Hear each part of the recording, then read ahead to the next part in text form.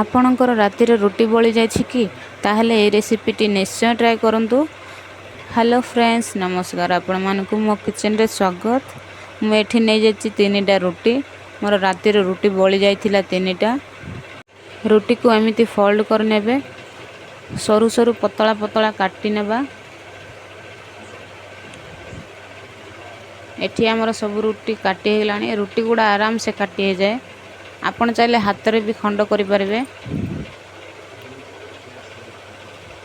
ଏଠି ଆମର ରୁଟି ଗୁଡ଼ା ସବୁ କାଟି ହେଇଗଲାଣି। ଏଠି ଗ୍ୟାସ୍ ଅନ୍ କରିକି ଗୋଟେ କଢ଼େଇକୁ ଚଢ଼େଇ ଦେଇଛି। ସେଥିରେ 2 ଚାମଚ ତେଲ ଦେଇ ଦେଇଛି। କିଛି ପିଆଜ, କିଛି ପତ୍ରକୋବି, 2ଟି କଞ୍ଚା ଲଙ୍କାକୁ ଦେଇ ଦେଇଛି। ଆପଣ ଯଦି ଚାହିଁବେ ଯେକୌଣସି ଭେଜିଟେବୁଲ୍ ଆଡ଼୍ କରିପାରିବେ ଆପଣଙ୍କ ପସନ୍ଦ ହିସାବରେ। ଏଠି ଗୋଟେ ବଡ଼ ସାଇଜ୍ ଟମାଟୋକୁ ଛୋଟ ଛୋଟ କାଟିକି ନେଇଯାଇଛି।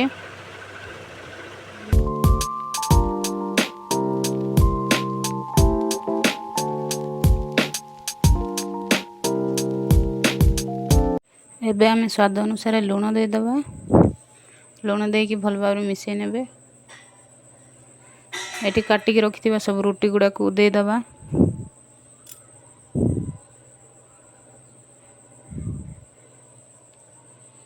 ରୁଟି ଦେଇ ସାରିଲା ପରେ ଭଲ ଭାବରେ ମିଶାଇ ନେବେ।